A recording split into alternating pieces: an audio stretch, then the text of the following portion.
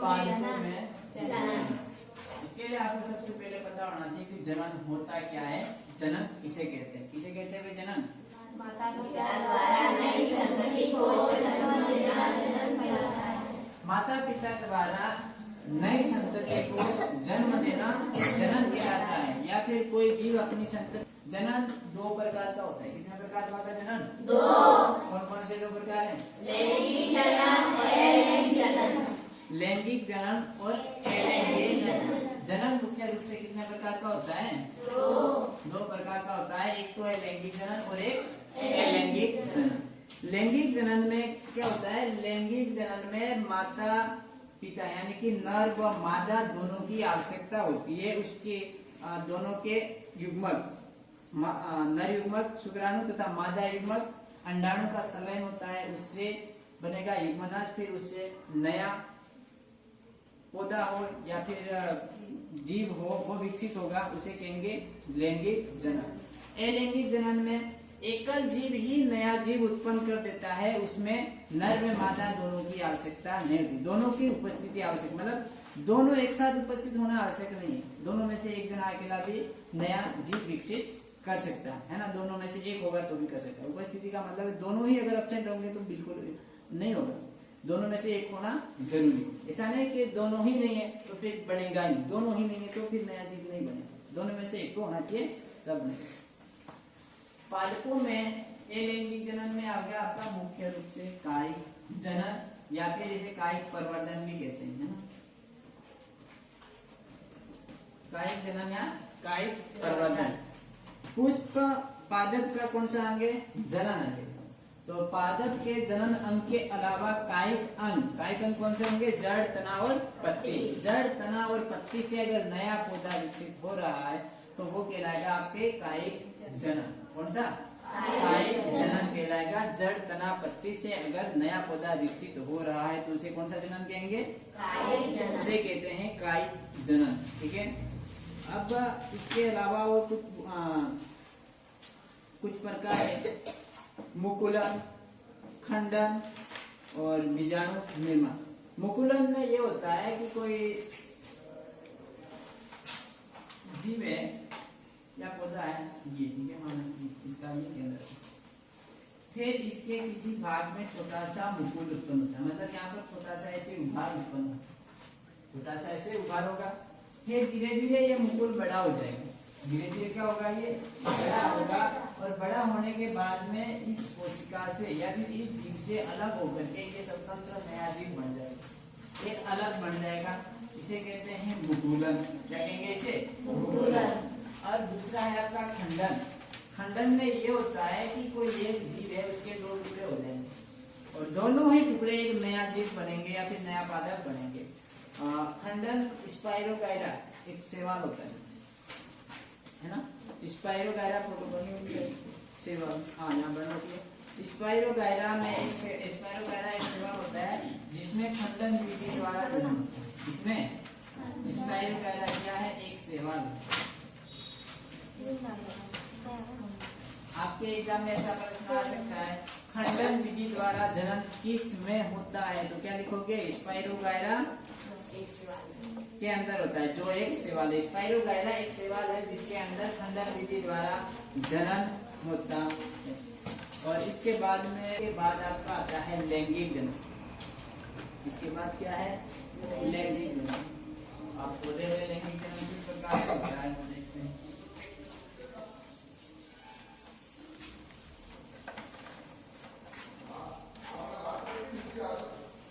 लैंगिक जनन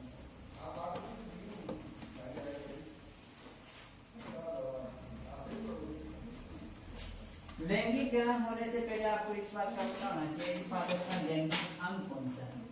अपन क्या पढ़ रहे हैं? पादपों में जन्म, है ना। पादपों में जन्म पढ़ रहे हैं तो लैंगिक जनन के लिए लैंगिक अंग का होना आवश्यक है ना। अगर लैंगिक अंग नहीं होगा तो जनन होगा क्या? नहीं होगा। तो आपको सबसे पहले इस बात को ध्यान में रखना है कि पादप का लैंगिक अंग कौन सा है। तो पादप का लैंगिक अंग है आपके पुष्प।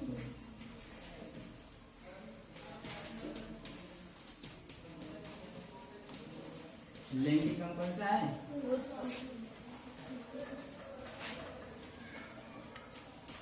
पुष्प। पादप का लैंगिक अंग क्या है? पुष्प।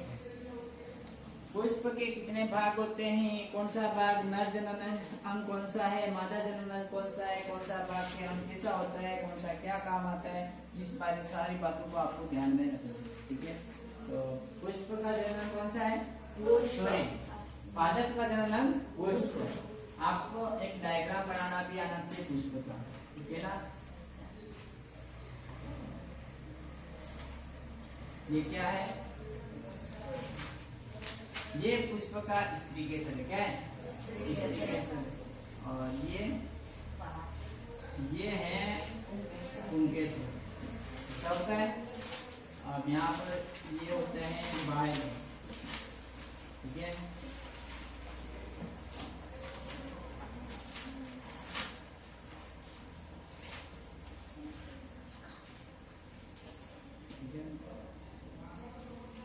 आपको ऐसा चित्र बनाना।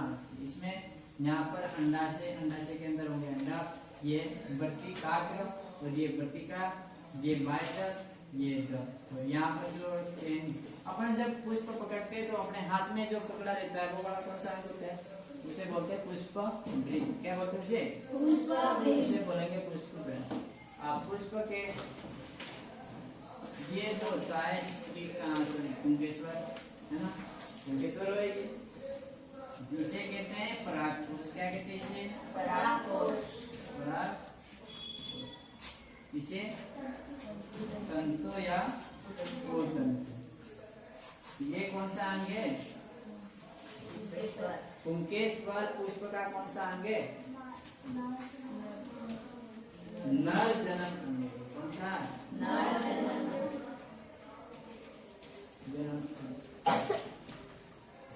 और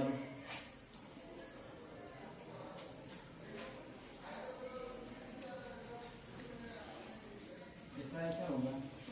ये क्या है? स्त्री केसर। स्त्री केसर के कितने भाग होते हैं? 3। स्त्री केसर के 3 भाग होते हैं। ये वर्तिका, ये वर्तिका और ये अंडाशय के अंदर क्या होता है? अंडक होता है, जो बाद में जाकर के किसमें विकसित हो जाते हैं? अंडक जो होते हैं वो बीज में बदलते हैं और अंडा से फल में बदलता है। ठीक है, आपके यहाँ पर एक टॉपिक हो रहा है परागण। क्या होता है परागण?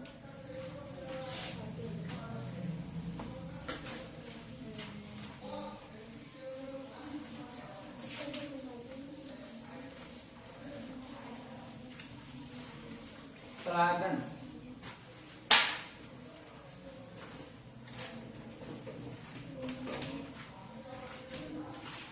आपको पता होना चाहिए कि परागण होता क्या है ना। अपन ने ये पढ़ा था कि लैंगिक जनन में मादा युग्मक तथा नर युग्मक का संलयन आवश्यक होता है। लैंगिक जनन में मादा युग्मक तथा नर युग्मक का संलयन आवश्यक होता है ना। तो नर युग्मक और मादा युग्मक आपस में इनका मिलना ही परागण कहलाता है ना। मिलने का एक प्रोसेस होता है। इसमें होता यह है कि नर युग्मक, पुष्प में नर युग्मक क्या होगा? नर युग्मक होगा, पुंकेश्वर नहीं, नर वो तो जनन होंगे।